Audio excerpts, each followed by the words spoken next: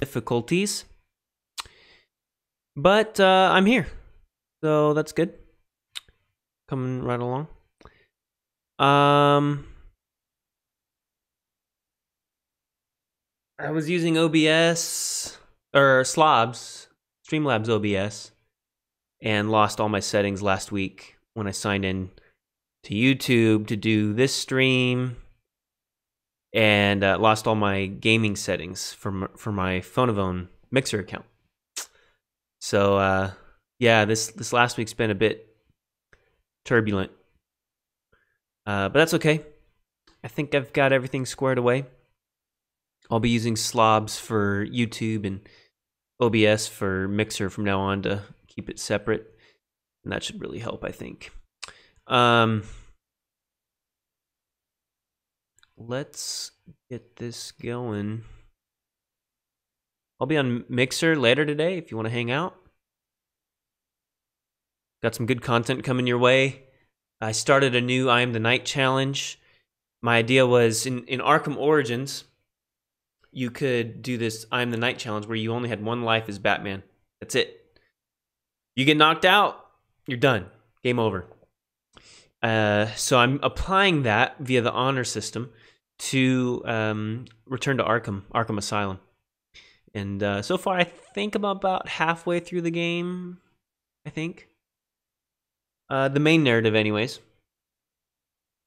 So that's cool. I've made it pretty far, farther than I ever have on a single life, so that's cool. But we're not here to talk about that. We're here to talk about Greek. Right? Remember, why are we here? We're here to weeks. You can have a commanding, working knowledge of Greek. That's why we're here. It's really not hard. Now, it takes some time. It takes some effort. Yes, you need to read the material. You need to review the material. You need to practice the material. And you need to build your vocabulary along the way. But it's a time investment that's worthwhile. So there you go. That's why we're here. So let's get cracking. I will need to step away for a brief moment to get my food when it's done. And yes, I will be eating in front of you. I apologize. No, I don't. I don't apologize at all. But let's go ahead and get going here. All right. This is our 7th lecture. We're moving right along.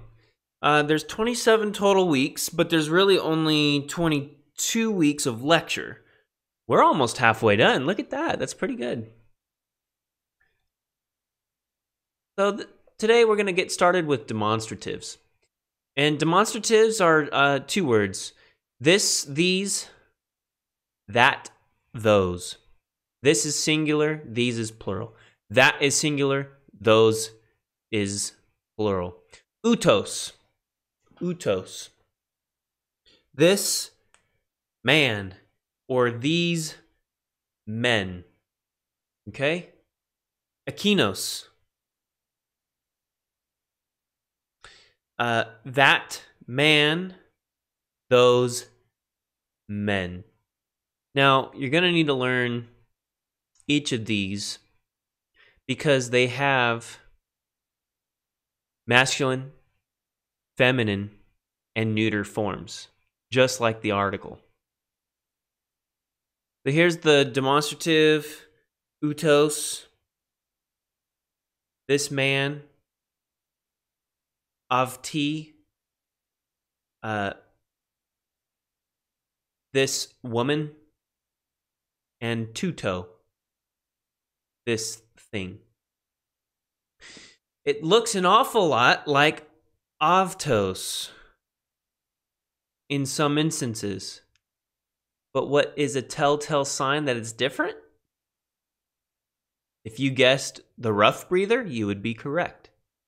So for the most part in Greek, the breathers don't matter a whole lot, except for when they do. Isn't that lovely? And here's one of those instances where it matters. So you can take a look at that in avti. You see the rough breather. That's pretty helpful. You got utos, tuto. So the genitive is tuto. Actually, that is incorrect. Let's see here. Change the font size.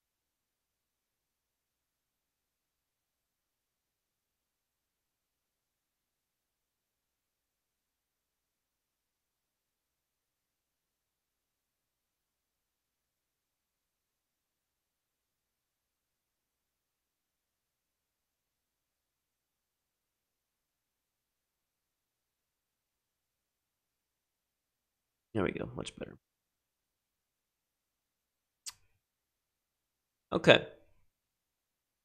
See, it's a good thing I've got it memorized because what I had showing here was incorrect.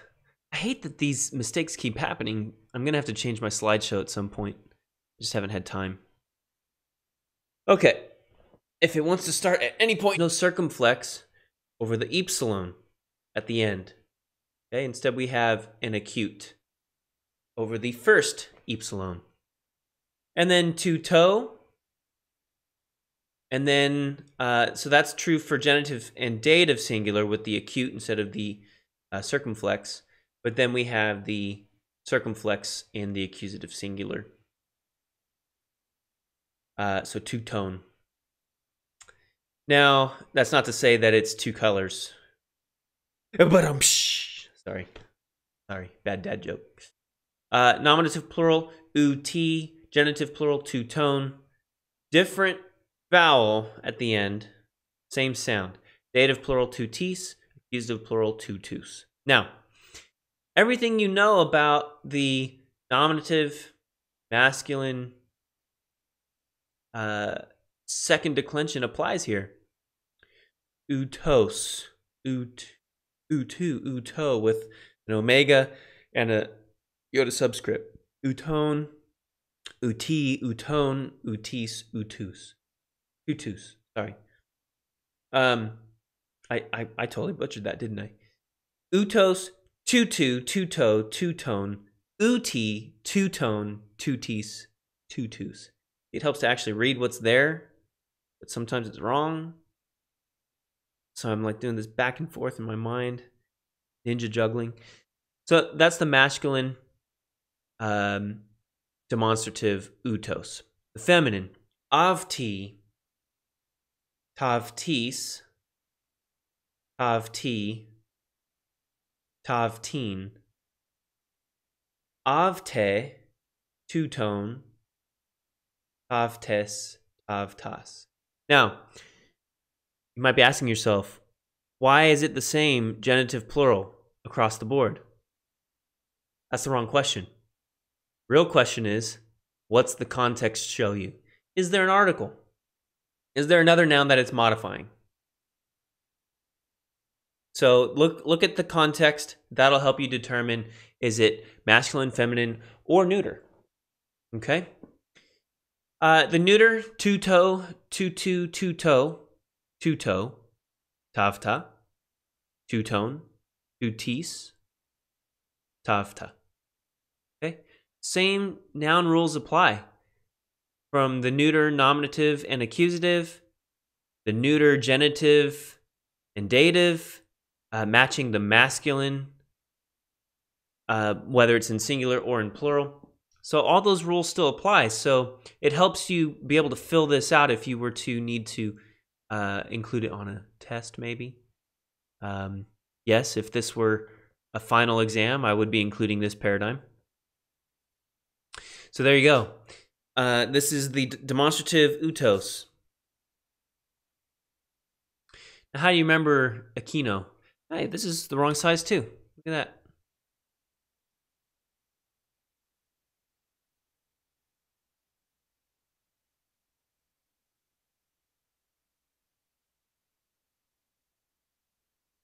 I swear I caught all of these before, but I don't know why my saves didn't take.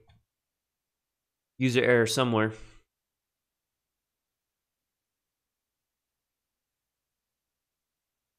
Hey, look at that. I will be right back.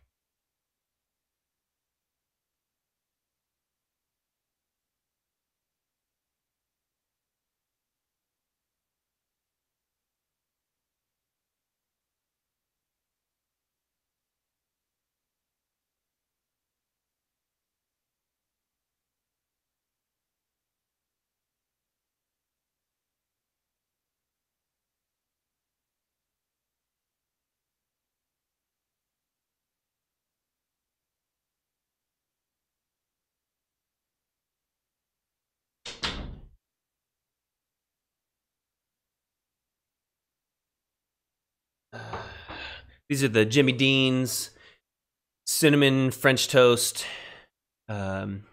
basically corn dogs, but it's a breakfast meal. Really good. I really enjoy them. Anyways, I gotta let them cool off before I can eat them. Otherwise, they'll burn my fingers as well as my mouth. Anyways, a cane is in that corner. Now it's a keen, as I understand it. However, it's been a long time. Let's see, when did I first start learning this? This was 2003.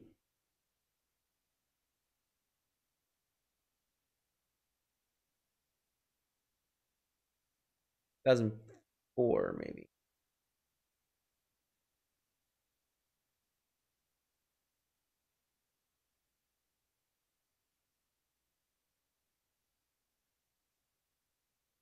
Yeah, 2003. So it's been 15 years? Going on 16? So it's been a while. My memory could be slightly off here, but a cane is in that corner is how I remembered it. But it's pronounced akinos, akinu, akino, akinon, akini, akinon, akinis, akinus. Okay? Everything we know about second declension masculine applies here. So we got the os, u, o, on, e, on, is, us. Okay? Feminine, we have the alpha eta shift in the plural, but it's eta in the singular. So akini, akinis, akini, akinin. Then the shift, akine, akinon, akines, akinas. And then we have the neuter, and everything we understand about neuter applies here too. So akino, akinu, akino, akino, akina, akinon, akinis, akina. So all the noun rules still apply. In a way, these are like adjectives. That's why there's a masculine and a feminine and a neuter.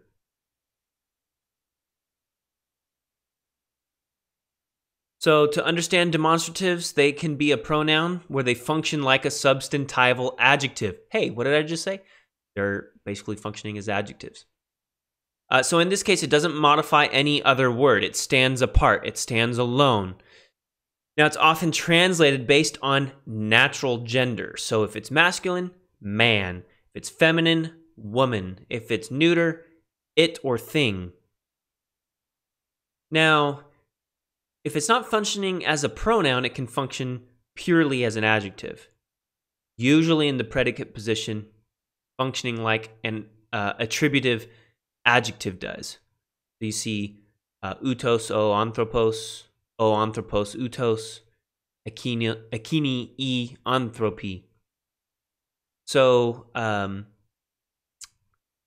you have the several different kinds of attributive adjectives, and it can function in any of those situations.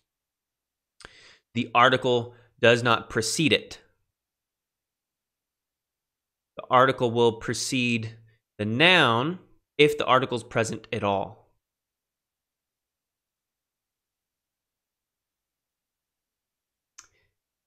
Now let's talk about the vocative. This is the case of direct address. It's easy to identify. It looks like it's nominative in a way, but it's not. But it's always marked off by commas. Always. Always. So here you see upas o legon mi kyrie iselevsete. Okay, so vocative here, marked off by commas, is Lord, Lord, Kyrie, Kyrie. The next one, Kyrie, theoro oti prophetis ec.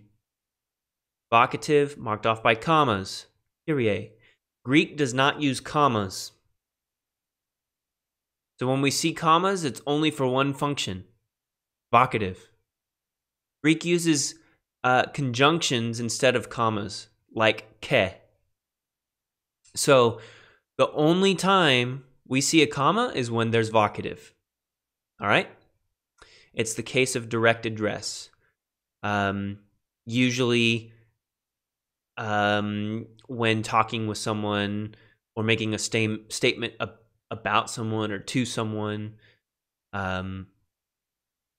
these are really good examples because these are the most common ones, I think.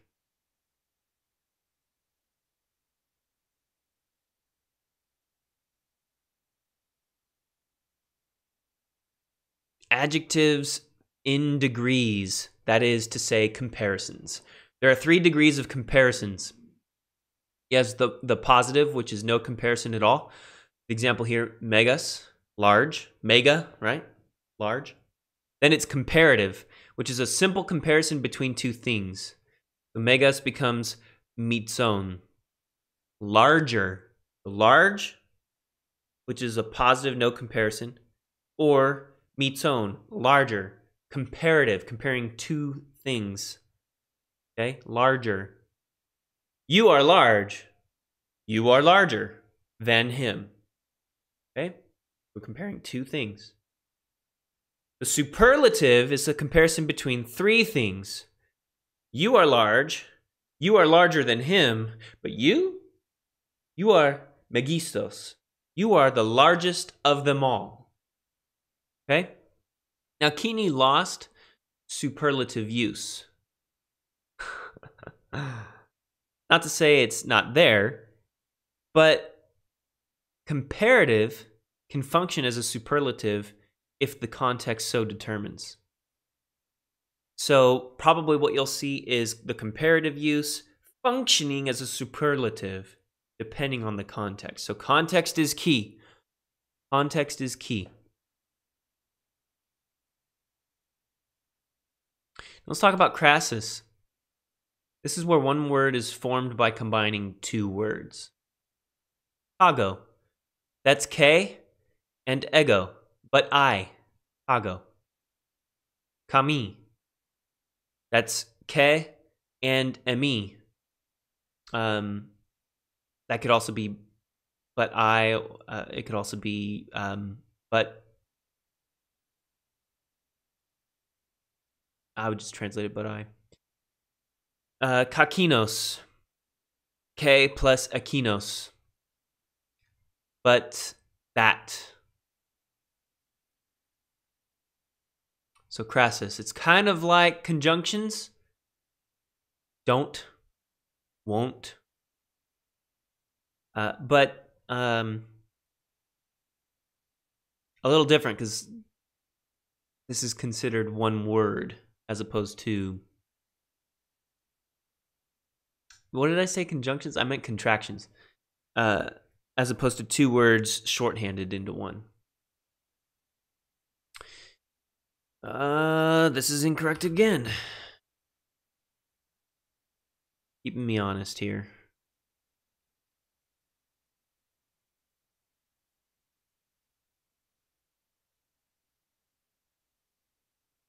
That'll work.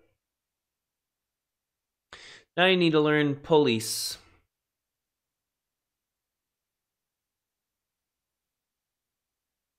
Many. That's good.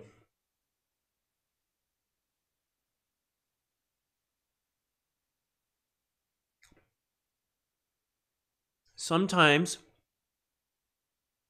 it has a single lambda. Sometimes it has double. You need to learn it. Police, single. Pollu, double. Polo, double. Pauline, single. Poli, polone, police, polus, all double. The only time you have a single is when it's followed by an epsilon.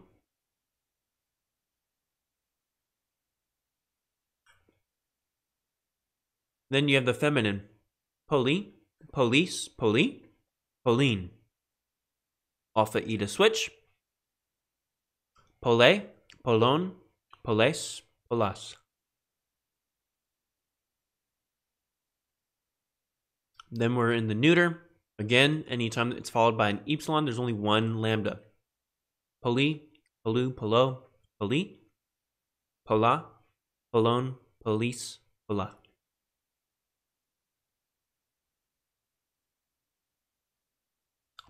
Many, much. Memorize this one. All the paradigms we go over today, you should memorize. Practice them, put them on a poster. Do something creative with it. Memorize it.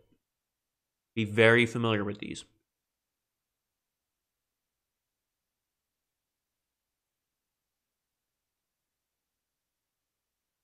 Now, let's talk relative pronouns. In English, we use who, whom, that, which, those. They're relative because they're not really specific, but they're relative to something else.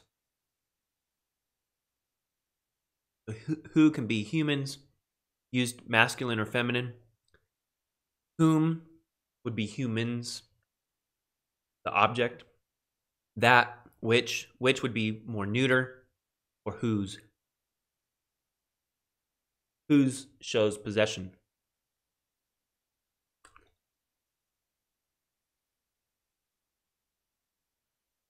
These relative pronouns do not introduce questions. So if the word starts a question, not a relative pronoun. They always refer to a noun or a noun phrase. So you almost want to bracket them off and then draw a line or an arrow or something to the word or phrase that it's referring to. They are relative clauses.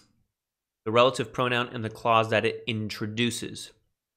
So you have the relative pronoun as a marker. Then you have the actual clause. Whenever you have a verb in that clause, if there is one, not the main verb of the sentence.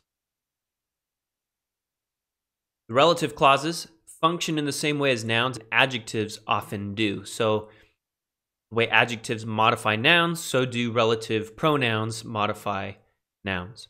Therefore, the relative clause must be understood as a whole unit. Okay? That's why you want to bracket it off and maybe draw a line to what it's actually referring to. And this is the relative pronoun. It's basically the 2-1-2 endings, but with a rough breather. So what you know about 2-1-2, you already know the relative pronouns. You just need to learn the rough breather.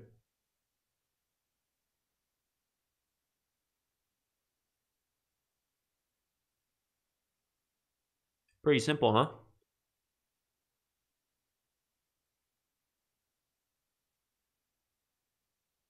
So we got os, u, o, own, e, own, is, us.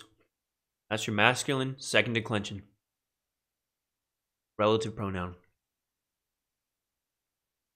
First declension feminine. E, is, in, on, es, as.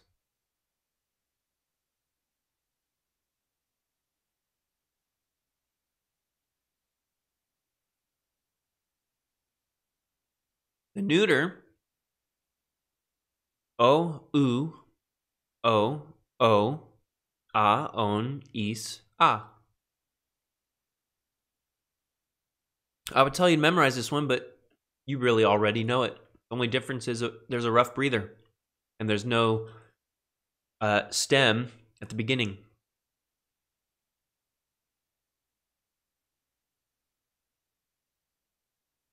Pretty simple, huh? See, Greek is easy. That was English, and then we've seen the paradigm. Talk how it works in Greek.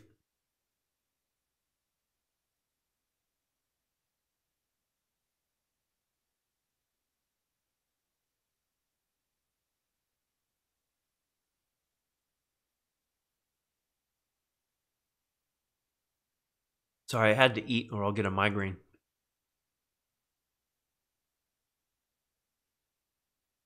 All right. So when a relative pronoun modifies another word, we're going to translate it who, which, or that. When a relative clause functions as a noun, we'll still use who, which, or that, but we'll add gender and number pronouns for smoother English. He, she, it, or they. Or, depending on the context, you can use the demonstrative, those. All right? So for the most part, it's simply who, which, or that. Sometimes you'll have to also add he, she, it, or they, or those.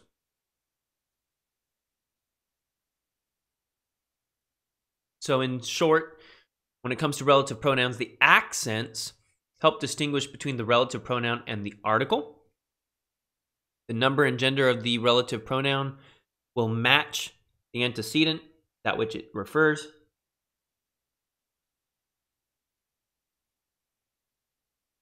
The case of the relative pronoun might be the same as the case of the antecedent, because the function of the relative clause determines its case. So keep in mind, the number and gender will match. The case may or may not. Think about it syntactically. That is syntax. The pronoun is functioning in the sentence. The relative pronoun is functioning in the sentence. It might be adjectival. It might not. So depending on its function will determine which case it will be. If it's the object of the sentence, but the noun it's referring to is in the nominative, it might not end up being nominative case. It could be accusative. Okay? Now, sometimes the antecedent won't even be in the same sentence. It could be elsewhere. You have to look at the context. Be earlier, it could be in the previous sentence, it could be earlier in the paragraph, whatever. You got to determine by context.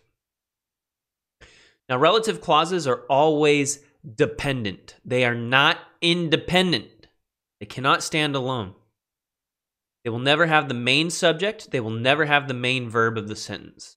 When you see a nominative noun or a verb in a relative clause, it's not your subject.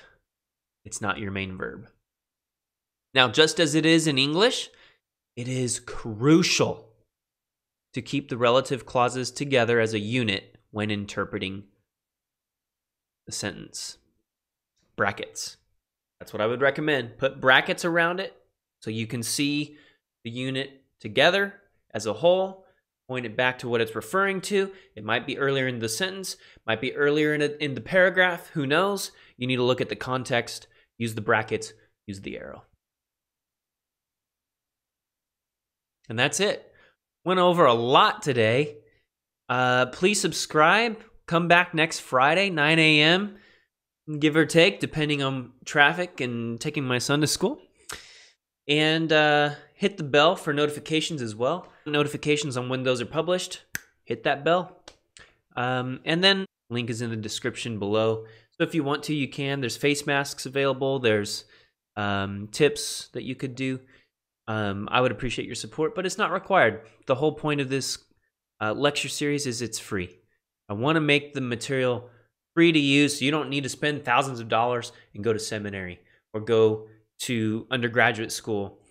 You can learn from the comfort of your own home on your own time, at your own pace. That's the beauty of this. And in less than 30 weeks. So in less than a year. How awesome is that? So I hope you find this helpful. Support if you'd like. The option is there, but it's not required. Next week, we'll have Lecture 8, so make sure you do the reading. Make sure you practice in the workbook. You can find the answer key online, billmounce.com. He's got it. It's his material. You can always do that if you need to, but you need to be practicing. Continue highlighting. If you've been doing that, that's a really good way of having the noun case-ending recognition system. Highlighting is really good because it's the color association. Trust me, it helps. And keep at it. Keep up with the vocabulary, and we'll see you next week. Cheers.